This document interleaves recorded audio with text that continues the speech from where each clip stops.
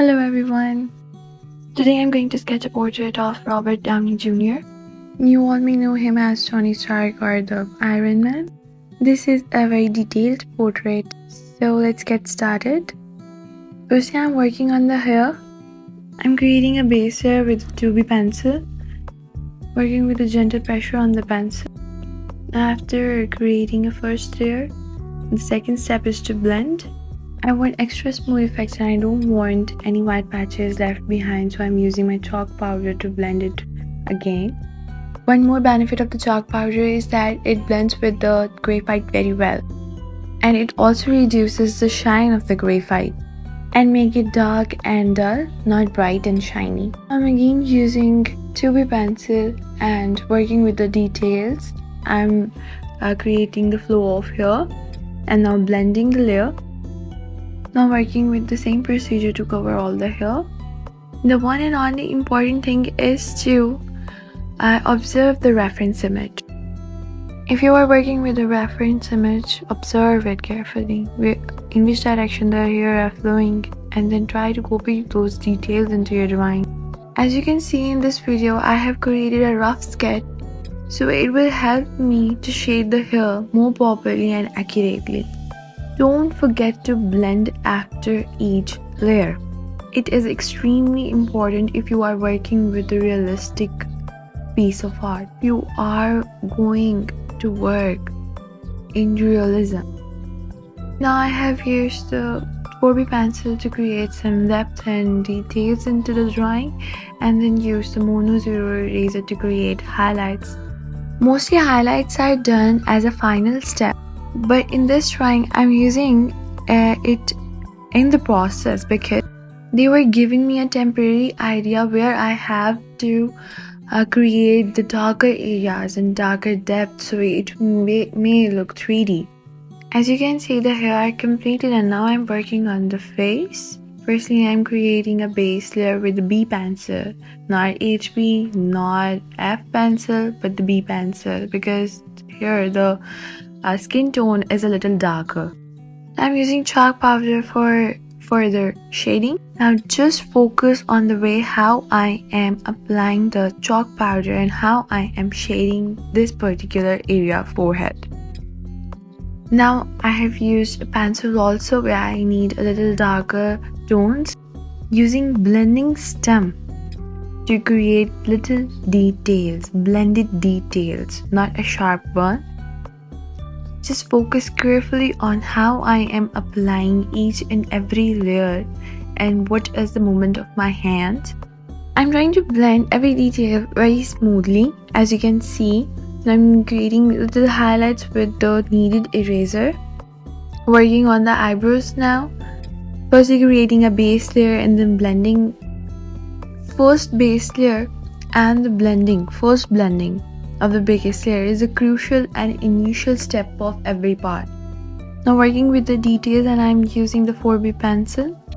By observing the reference image, I'm adding little tiny hair of eyebrow, as you can see in this video. I didn't work with this portrait in a very sequenced way, but just randomly worked throughout this. Now again moving on to the forehead and creating little highlights and adding little more details. I'm using my perfection pencil and tapping it on the surface of the paper to create little dots that will create a texture of the skin, as you can see in this video. And I'm also using the darker tones to prominent the shape of the forehead. I don't want it to get fade. Now moving on to the eyes. As you can see, I have left the half of the forehead untextured. I mean, I didn't create the other half texture of the forehead. I will work it on later. First, I created the outline of the eye, and now I'm working on the details with my blending stump, shading a little areas, creating little depths. You already know about how to shade these little particular areas if you have subscribed to my channel or if you have already watched my previous videos. I always share my personal experience, my experiments, little experiments and little tips. So just to let you all know that there is not a fixed method or a fixed procedure that everyone or every artist must have to follow. You can innovate your own methods, your own ideas. There is not any proper or fixed method or procedure that every artist must have to follow to achieve their particular goal. But there are probably two fixed things you must have to consider. First is improve your observing skills. And if you are done working with your observing skill, then you are more likely to achieve realism or any other. If you are working on any other piece of art, you are more likely to achieve best results. Second, do practice. Always do practice. Put yourself out of your comfort zone. Give yourself a difficult target. Always challenge yourself on some piece of difficult art so you can achieve best results. Even if you are setting a goal and you are not getting 100% accurate results which you were expecting from yourself, then it is totally okay.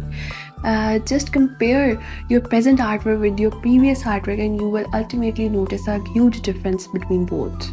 And then you will come to know that you are improving with your work, and this is appreciation on its own way. Now moving back towards the work, moving back towards the video, as you can see, I am almost done with the eyes and now creating a little details. Always the little details are minor details which are the spots, dark spots or highlights, something like, or little tiny depths into the sketch to make it more 3D or look like 3D art.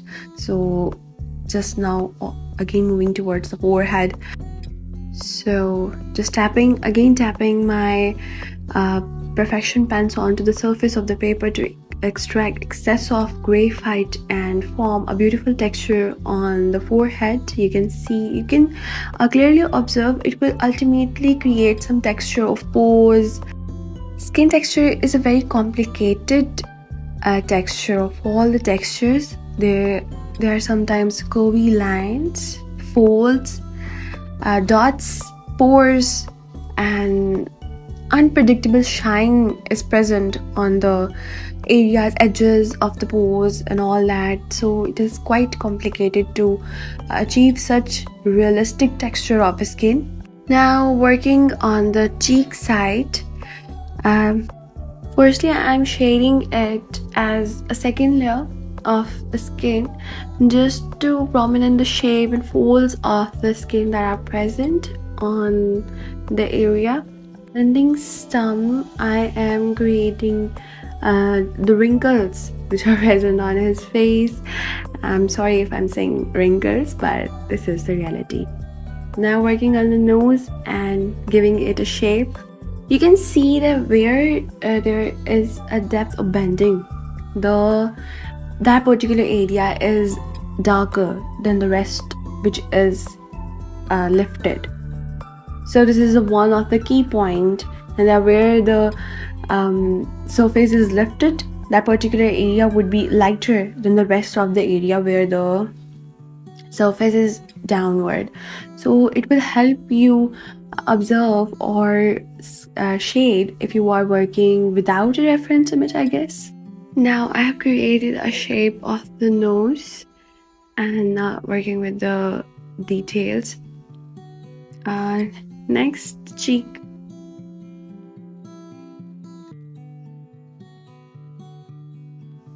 I'm creating little details, the wrinkles near the eye. Using my electric razor for the sharp white highlights. Working on the nose details. Now creating a texture on the nose. The overall procedure, or you can say the method of shading anything, is almost the same. You must know about the darker tones, mid-tones and highlights. where you are going to apply them, where you must have to apply them, and how you are going to create different sort of highlights, how you are going to create different sort of wrinkles, you can say, or different sort of details if you are working with the portraits.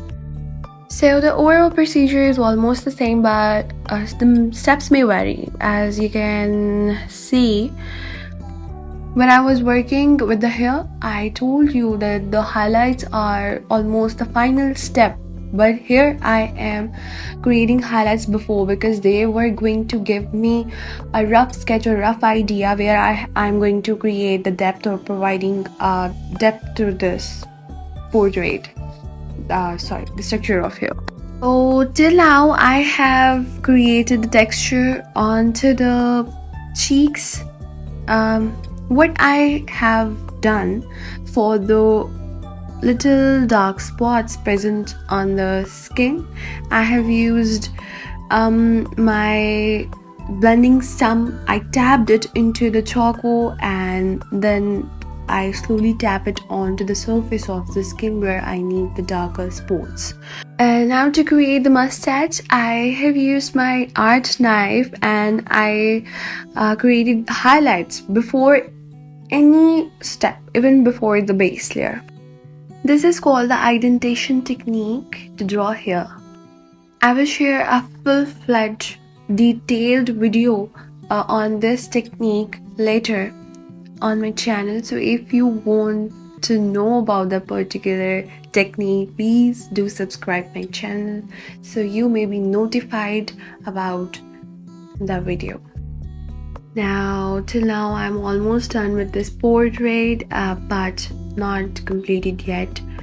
I'm working on the beard. There were numerous little tiny hair present on the chin that I'm working on. You can see that I'm using my 6B pencil for this purpose, because the hair present were so much dark that I can't tell you. So now completing the rest of the area. As you can see, you must know how to hold your pencil and how to work with the flow of the pencil when you are working with the hair. Why I'm not using tissue paper for this particular area, I'm using blending stump, just because there are little details present on the chin. There are little folds present on the chin. A shape is very different here. So now creating white sharp highlights with the electric eraser. Now working on the neck area.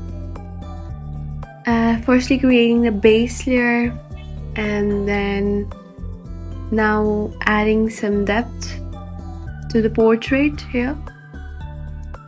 The neck was a little darker than the rest of the face. So now working with the shirt, the collar was white, and I was so much confused how I'm going to give white values with, you know, texture of the fabric. So I just achieved it. Now I'm almost done here, using a higher grade pencil for this dark area. Oops, I forgot about the ear. Now I'm working on the ear as well. So the ear is also almost done. Now I'm going to work with the background that is black. So I'm using this medium compressed charcoal grade stick. I'm rubbing it gently on the surface, as you can see in this video. I covered the whole background with this. So this is the final result. Hope you liked it. Thanks for watching. Don't forget to subscribe. Goodbye.